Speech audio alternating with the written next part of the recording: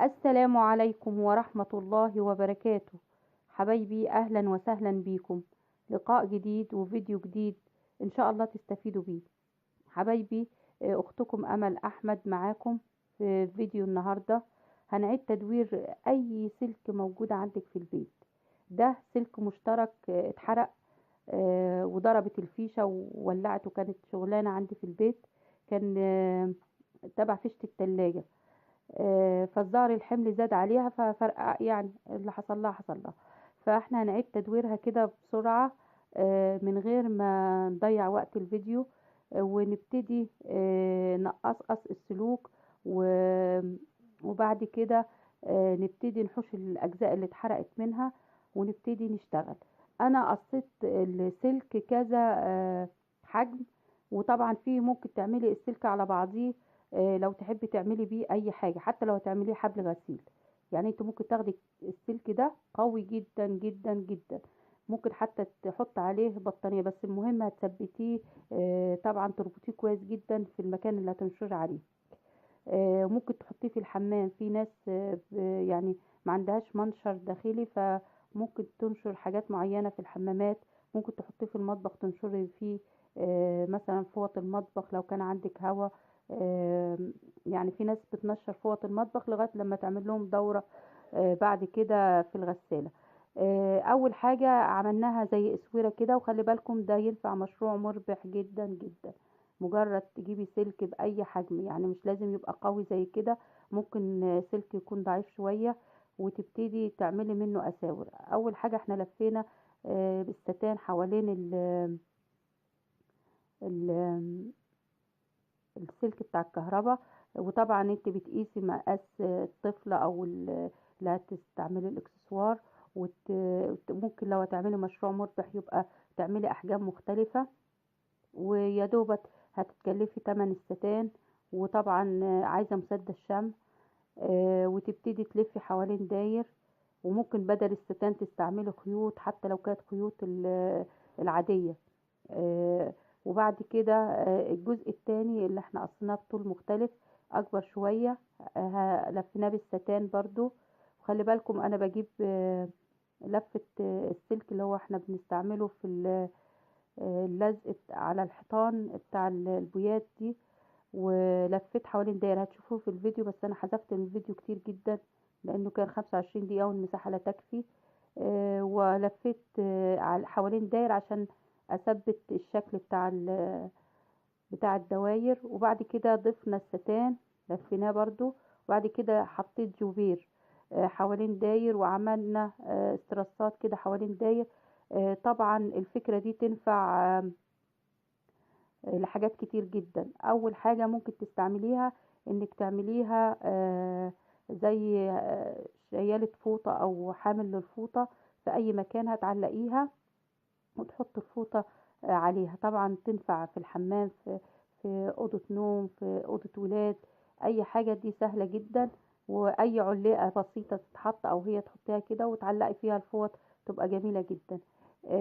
طبعا الفكرة التانية أنا عاملاها مخصوص إنها تبقى زي يعني تاج كده بيتحط على الراس، أو بيسموه زي طوق كده بيجمل الراس عند البنات.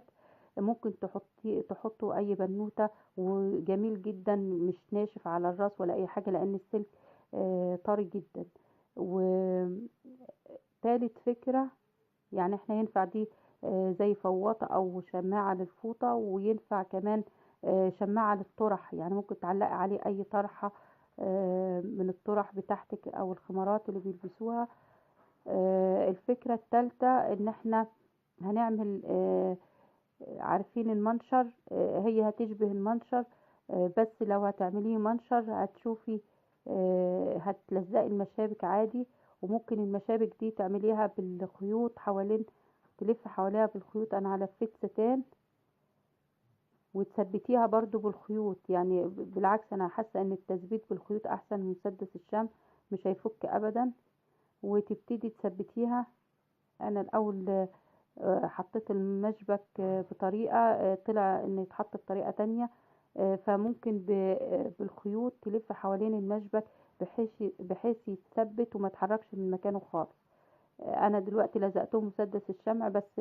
بعد ما يخلص الفيديو ان شاء الله هجيب خيوط قوية والف حوالين كل مشبك، وزي ما بلف كده بالستان يعني. بعد كده هلفها بخيوط او بالستان، يعني لو عملت الستان كذا لفة وربطتيها كويس جدا هيثبت ويبقى شكله جميل جدا.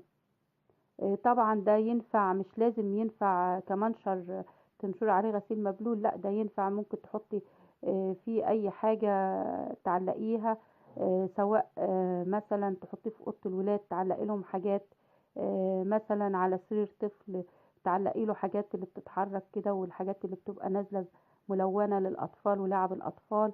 ممكن تعلقي فيه شوية زهور، شوية مثلا فروع شجر.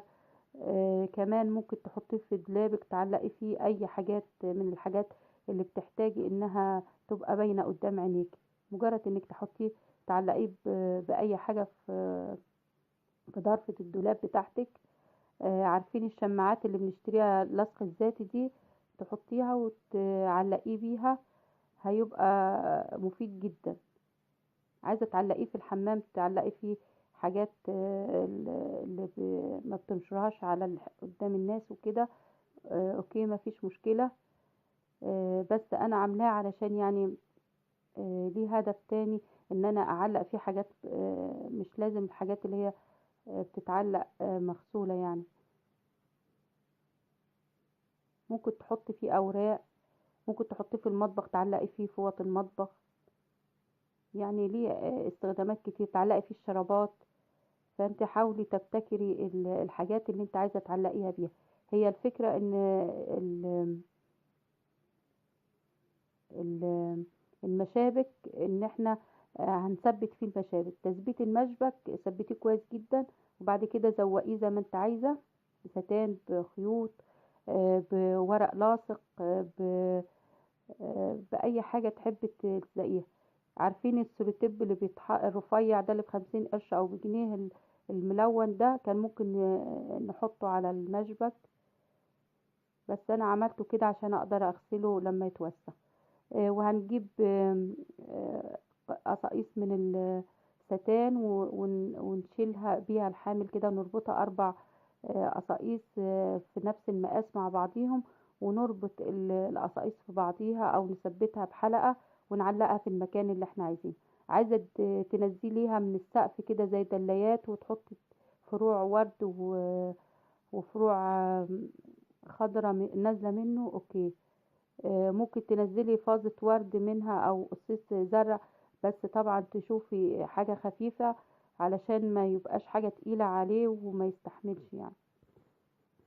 افكار كتير ممكن تعمليها بالفكرة نفسها. انت خدي الفكرة الرئيسية وابدعي وابتكري من عندك افكار كتير. الافكار يا جماعة كتيرة جدا، بس المشكلة انا عندي المساحة خلصت في الموبايل. فكان في فكرة رابعة كان نفسي اعملها لكم. شايفين انا ربطتهم في بعضهم، كل جزئين جنب بعض ببعضهم، وبعدين ربطت ال4 مع بعضهم، فبقى الحامل شكله حلو. وعلى فكرة انا حطيت في ظهر كل مشبك لزقت قطعة من الجبير بحيث تنزل كده تبقى شكلها حلو في اي مكان هتعلقيها. ممكن تجيبي شماعة وتعلقيها بيها في الدولاب، تتعلق وسط في الدولاب نفسه مع وسط الحاجات اللي بتتعلق في الحامل بتاع الشماعات. وتعلقي فيها الطرح وتعلقي فيها الحاجات حوالين داير. الجزء الأخير ده كان نفسي أعمله بفكرة تانية. فأنا على السريع كده هوريكم إن احنا ممكن نثبت فيها مشابك وتحطيها في المطبخ، تعلقي فيها أي فوط من فوط المطبخ، أو تعلقي فيها أي حاجة تعجبك من حاجات المطبخ. وأنا أسفة المساحة خلصت بتاعت موبايلي، فاضطريت أحذف الحاجات الكتيرة اللي فاضلة. فليكم عندي الفكرة الأخيرة هعمل لكم فيها حاجة حلوة جدا إن شاء الله في فيديو قريب بإذن الله. أتمنى لكم كل الخير والسعادة وتستفيدوا بكل الأفكار. وأتمنى اللي يدخل قناتي يعرف إن أنا بعمل كل ما في وسعي عشان أقدم لكم أفكار كتير مفيدة تستفيدوا بيها وتربحوا بيها مشاريع مربحة. يا ريت كل الحاجات الافكار اللي قدمناها تعملوا بيها مشاريع مربحة تدر عليكم دخل انتوا وولادكم. متعكم الله بالصحة والعافية، والسلام عليكم ورحمة الله وبركاته.